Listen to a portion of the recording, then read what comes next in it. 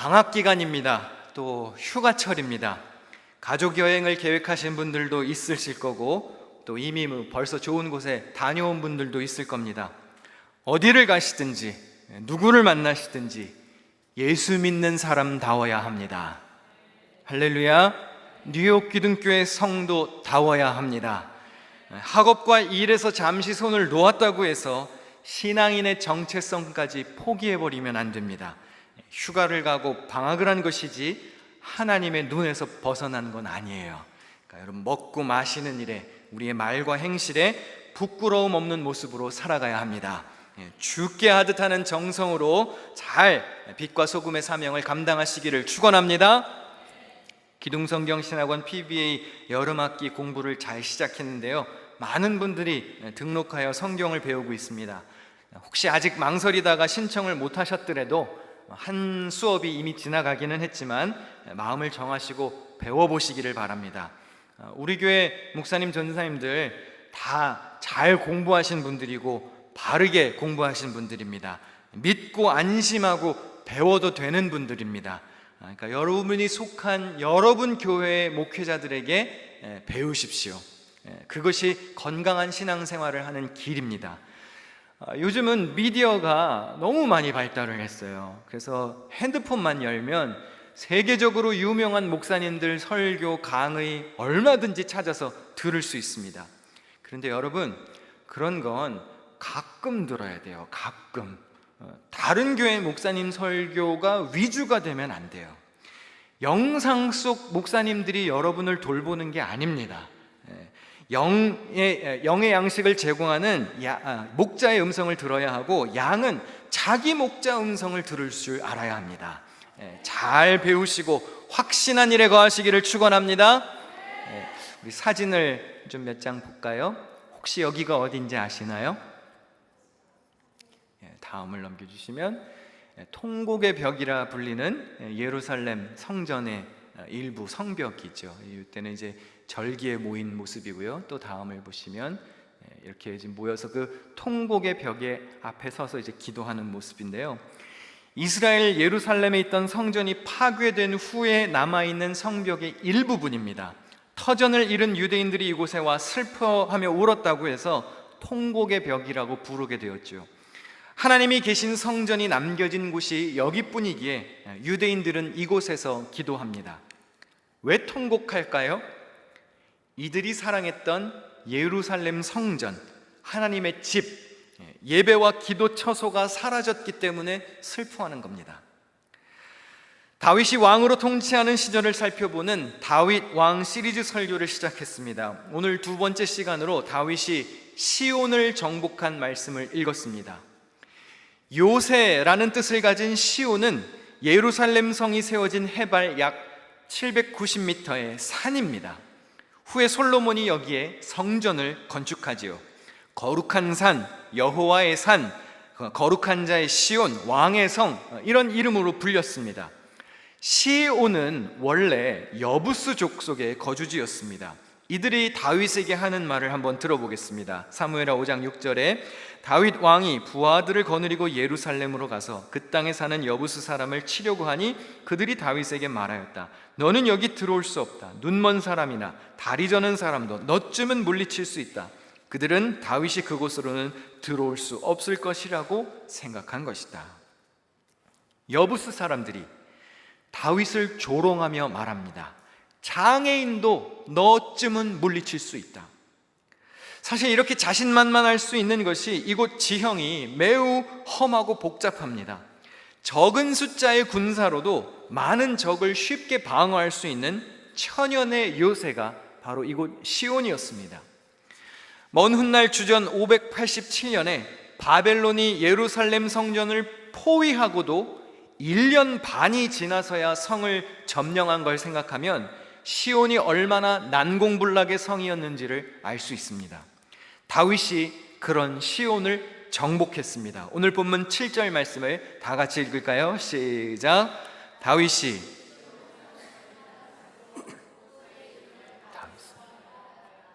과거 사무엘과 사울의 전성기에도 이 땅을 완전히 정복한 적은 없었습니다. 즉 예루살렘은 지난 400여 년 동안 한 번도 이스라엘 영토에 속하지 않았던 땅입니다.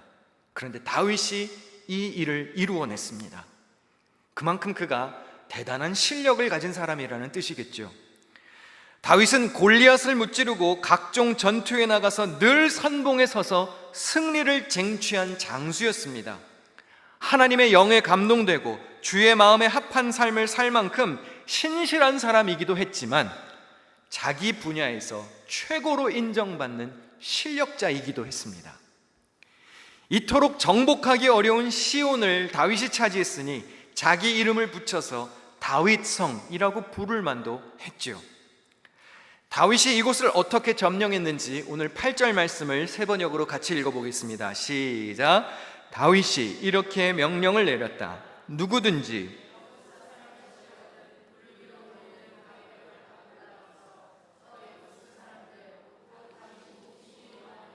다리 저는 자들과 눈먼 자들을 쳐 죽여라.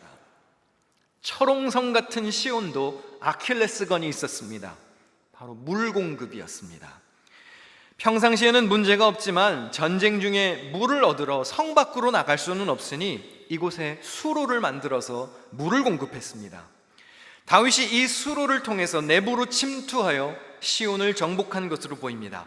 같은 사건을 다룬 역대기 기록을 보겠습니다. 누구든지 제일 먼저 여부스 사람을 치는 사람이 총사령관과 장관이 될 것이다. 수르야의 아들 요압이 제일 먼저 올라갔으므로 그가 총사령관이 되었다. 쉽지 않은 전투였습니다. 좁은 수로를 기어 올라가야 하는 힘들고 어려운 정복전쟁이었습니다. 그러나 다윗은 기꺼이 이런 어려운 작업에 나섰고 그와 뜻을 함께했던 요압 같은 충신도 있었기에 시온을 거머쥘 수 있었습니다. 여러분, 이 세상에 거저 얻어지는 것은 없습니다. 위험을 무릅쓰고 지저분하고 어려운 일을 자처하여 노력과 헌신을 보이지 않으면 지도자의 자리에 설 수 없는 것입니다. 하나님 마음에 합한 다윗이었지만 그가 이러한 어려운 일을 해냈어야 시온을 정복할 수 있었던 겁니다. 여부스 족속은 눈먼 사람이나 다리 저는 자도 다윗을 이길 수 있다고 장담했습니다. 하나님을 의지하지 않고 자기들의 힘만 믿었죠. 스스로 완벽하다 여기는 교만의 죄가 만연했습니다. 사실 여부스 족속이 뭐 그렇게 특별히 나쁜 짓을 한 것은 아닙니다. 그런데 여러분, 꼭 무슨 사고를 쳐야 죄를 짓는 건 아니죠. 하나님을 두려워하지 않고 안심하고 나태하게 사는 게 문제입니다. 자기를 둘러싼 안전한 울타리만 믿고 자기 편견, 교만에 치우쳐서 살아가는 것이 죄입니다. 그들이 곧 하나님을 보지 못하는 눈먼 사람이었습니다. 그들이 곧 주님의 이름으로 일어서지 않는 다리 저는 사람들이었습니다. 오늘 예배드리러 오신 여러분에게 한번 여쭙고 싶습니다. 여러분은 혹시 이 여부스 사람들과 같은 태도로 살아가지는 않으십니까? 내가 가진 돈, 나의 직책, 내 인맥, 내 힘과 명예, 내가 가진 풍요를 의지하며 시온처럼 철벽과 같은 안전지대에 앉아서 높은 곳에서 교만하게 살아가고 계시지는 않습니까? 다시 말해, 하나님 없이 잘 나가십니까? 하나님을 의지하지 않는 인생은 멸망의 길을 달릴 수밖에 없습니다. 이사야 2장 22절을 다 같이 읽어보겠습니다. 시작. 너희는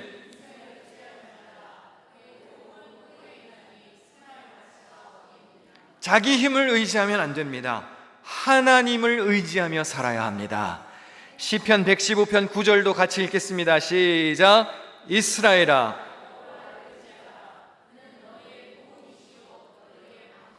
할렐루야.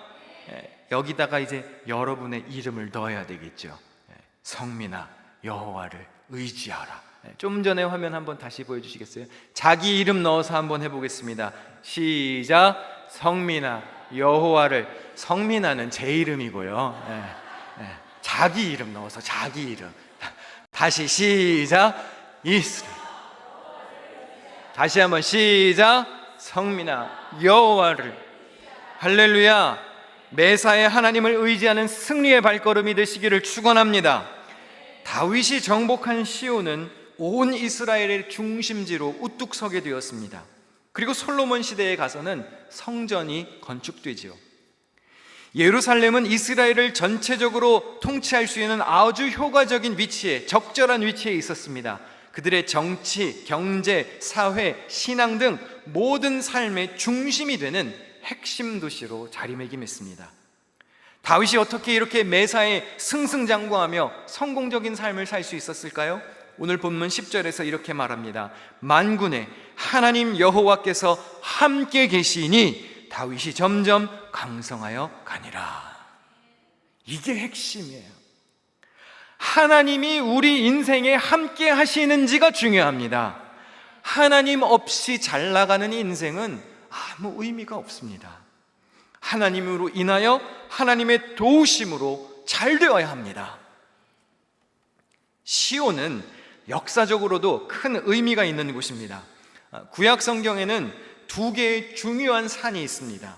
하나는 모세가 율법을 받았던 시내산, 그리고 다른 하나는 다윗이 정복한 시온산이 있습니다. 둘 다 시자로 시작하니까 기억하기가 편하죠. 어떤 산이 있다고요? 시내산, 그리고 시온산. 시내산에서는 하나님이 백성과 언약을 맺고 율법을 주셨습니다. 이스라엘 백성이 탄생했습니다. 시온산에서는 이스라엘을 통치하는 다윗 왕조가 시작되었습니다. 통치자가 나왔습니다. 시내산에서는 백성이 출범하고 시온산에서는 통치자가 나왔습니다. 시내산에는 성막이 세워졌었고 시온산에는 성전이 세워졌습니다. 이스라엘의 역사 속에 흐르던 시내산의 그 율법의 정신은 이제 다윗을 통해 시온산으로 이어져 정착하게 되었습니다. 모세의 시내산 시대가 가고 신앙의 유산이 자연스럽게 다윗의 시온산 세대로 계승되었습니다. 이것은 오늘날 우리 교회가 이루어내야 할 과제이기도 합니다. 이민 1세대가 가졌던 믿음이, 이 믿음의 유산이 여러분의 자녀 세대에게, 우리 교회의 2세들에게 잘 이어져야 합니다.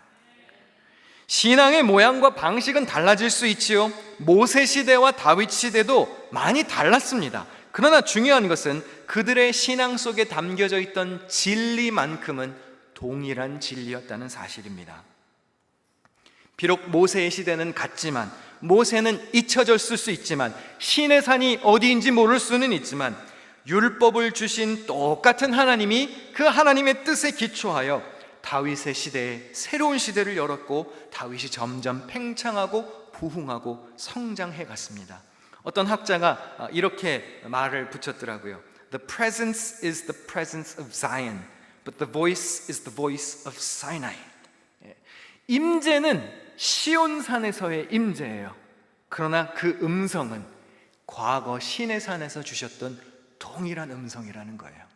하나님의 임재의 모습, 장소, 형태는 달라질 수 있습니다. 그러나 여러분에게 은혜를 주셨던 그 하나님의 동일한 음성이 여러분의 자녀 세대에도, 그 다음 세대에도 동일하게 이어지는 거예요. 사랑하는 성도 여러분, 여러분의 신앙을 교회의 다음 세대가 잘 이어받아서 시대에 맞게 업그레이드 시키고 발전시켜서 점점 더 부흥하고 성장하는 역사를 이루어가도록 힘써야 합니다. 적어도 여러분이 누린 하나님의 은혜보다 여러분의 자녀들이 누리는 하나님의 은혜가 더 커야 하지 않겠습니까? 동일한 하나님이에요. 동일한 하나님의 역사가 우리 자녀 세대에 더 강하게 임하여 주옵소서라고 기도해야 합니다.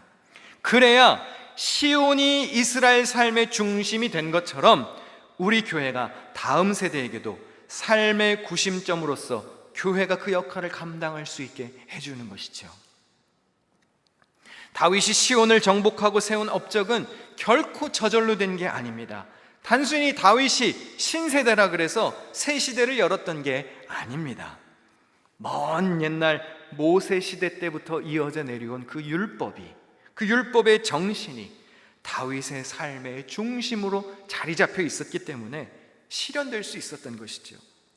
다윗의 마음에 하나님의 뜻이 없었다면 시온은 정복될 수 없었을 겁니다. 시편에 여러 노래들이 있지만 시편 15편은 다윗의 삶을 잘 보여주는 시입니다. 우리 다윗의 고백을 번갈아 가면서 같이 교독해 보겠습니다. 여호와여, 주의 장막에 머무를 자 누구오며 주의 성산에 사는 자 누구오니까?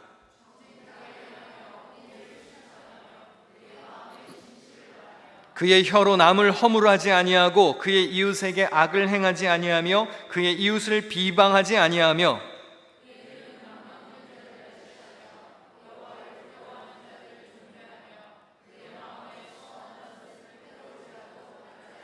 5절 같이 읽습니다.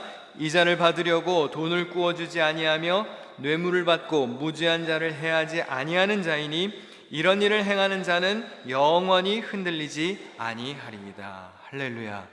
이런 사람이 시온에 오를 수 있습니다. 이런 사람이 주의 거룩한 임재 앞에 나올 수 있는 거예요. 다윗은 한결같은 그의 삶을 통해서 이것을 잘 입증했습니다. 하나님의 사랑과 은혜를 받기에 충분한 삶을 살았습니다. 다윗이 비록 이제야 왕이 되기는 했지만 사실 그는 아주 오래전부터 이미 왕처럼 살고 있었습니다. 다윗은 양을 돌보던 목동 시절에도 사자와 곰으로부터 자기 양을 지켜낸 사람입니다. 아버지와 형제들이 인정해주지 않더라도 자기에게 맡겨진 일을 최선을 다해 감당했습니다. 골리앗과 전투를 치를 때에도 형들 도시락 배달을 하러 왔던 다윗은 당시 임금이었던 사울보다 더 왕처럼 행동합니다. 사무엘상 17장 32절 다 같이 읽어보실까요? 시작. 다윗이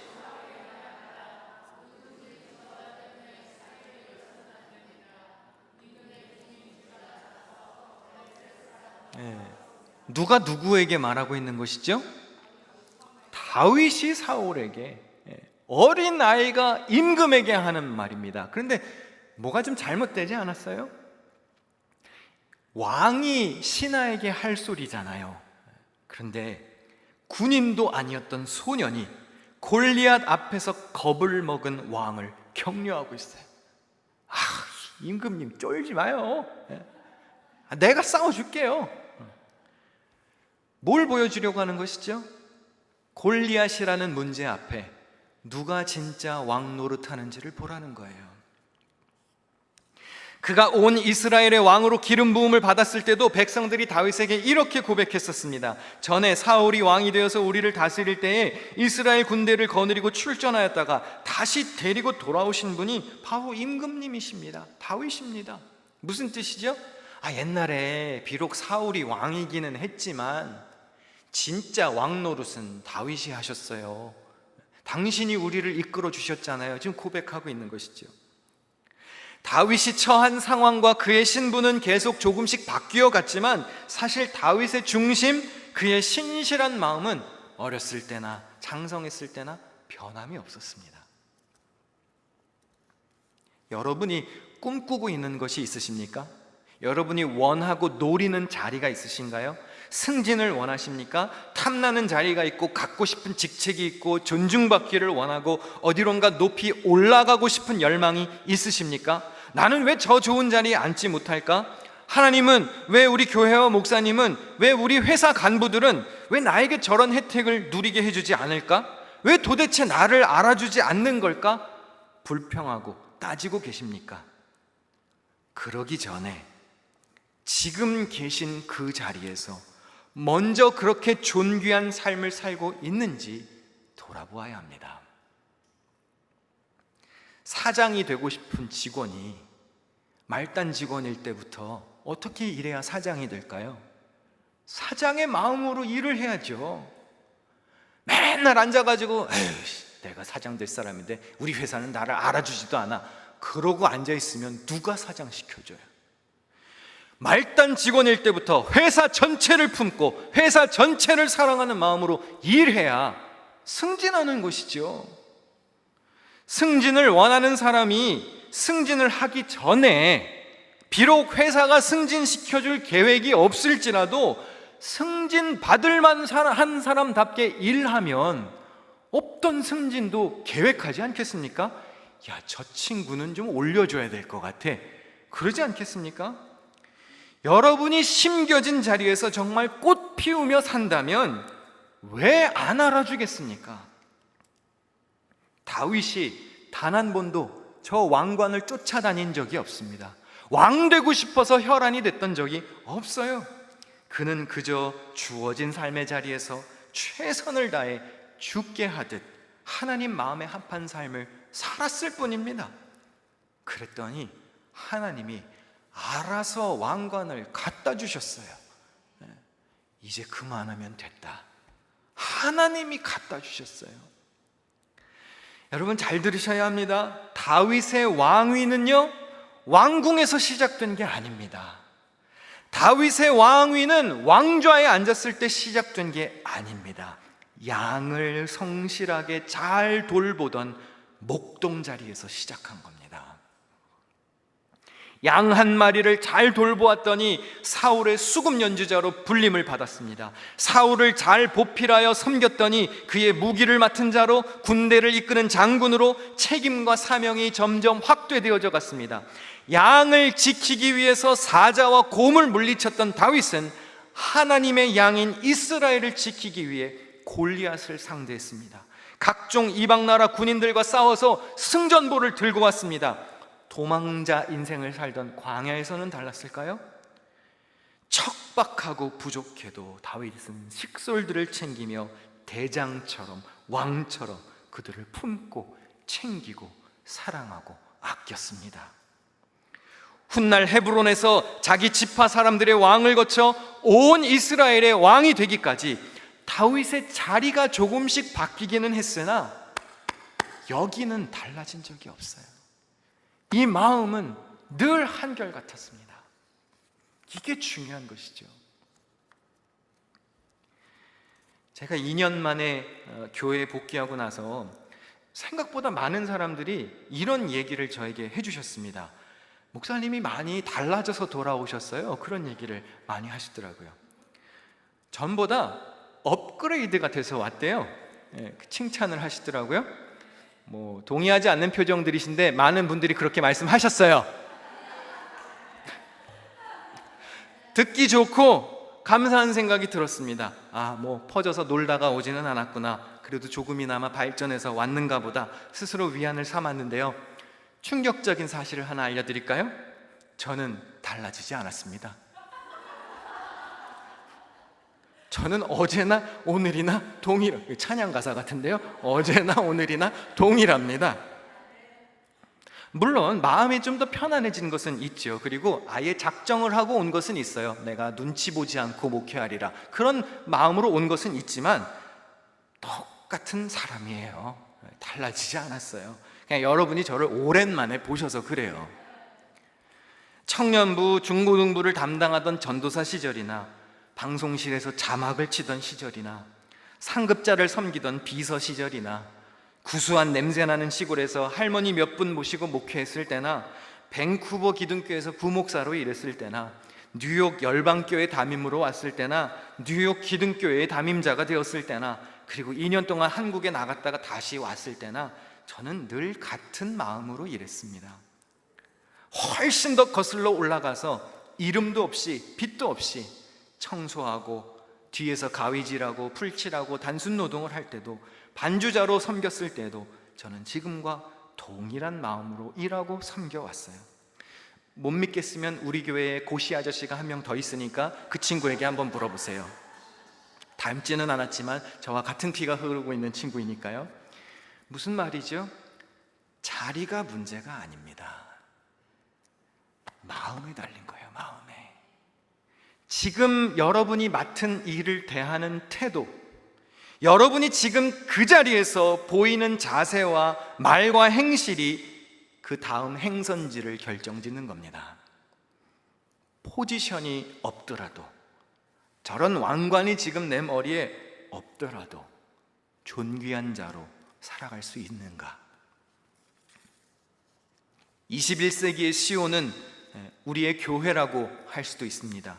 신앙생활의 구심점이 되는 장소이죠. 교회는 하나님을 예배하는 곳입니다. 교회는 하나님의 말씀을 선포하는 곳이고 기도하는 곳이고 찬송을 부르며 주 안에서 교제하는 곳입니다.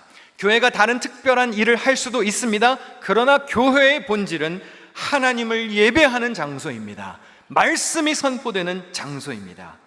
그렇다면 조금 아까 읽었던 시편 15편에 있던 말씀처럼 시온에 오를 자가 누구인가? 자질을 갖추고 사랑과 정의를 수행하며 살고 있는지 한번 돌아볼 필요가 있습니다. 교회에 와서 예배하는 여러분은 정말 하나님 마음의 말씀에 합당한 삶을 살아가고 계십니까? 하나님의 말씀이 삶의 지침이 되지 않는 자는 시온에 오를 수 없는 겁니다. 오늘 우리가 이렇게 교회에 오기는 했지만 말씀에 기초하여 살기를 거부한다면 구원받은 사람답게 사는 일에 실패하는 겁니다. 설교 초반에 보여드렸던 사진을 다시 한번 볼까요? 이 사진은 제가 직접 찍은 사진인데요.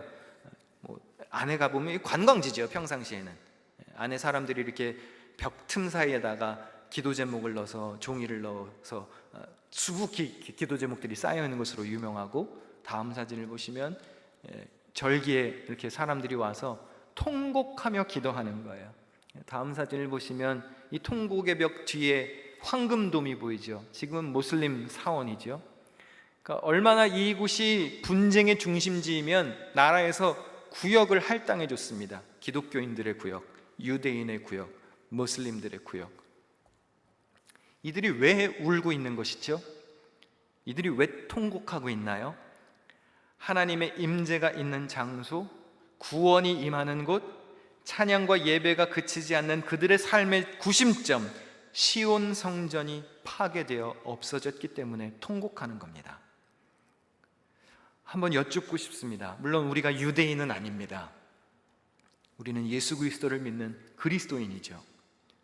그런데 여러분, 유대인들이 성전을 사모하며 저렇게 슬피 울며 통곡하는 것처럼 여러분은 여러분의 신앙생활의 중심이 되는 여러분의 교회를 사랑하십니까? 이곳에 하나님이 계심을 믿고 주님을 향한 섬김과 헌신이 지속되고 예배와 찬양이 그치지 않는 삶을 살고 계신가요? 여러분은 교회에 왜 오셨습니까? 자녀들을 왜 교회에 가라고 가르치시나요? 어쩌면 등 떠밀려서 오신 분도 있을 수 있습니다.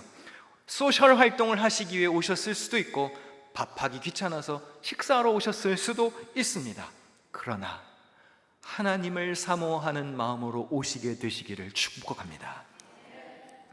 교회가 우리 삶에서 사라진 경험을 다 해보셨죠? 최근에는 팬데믹 때 모임이 금지되어서 멀쩡한 교회를 두고도 올 수가 없었습니다.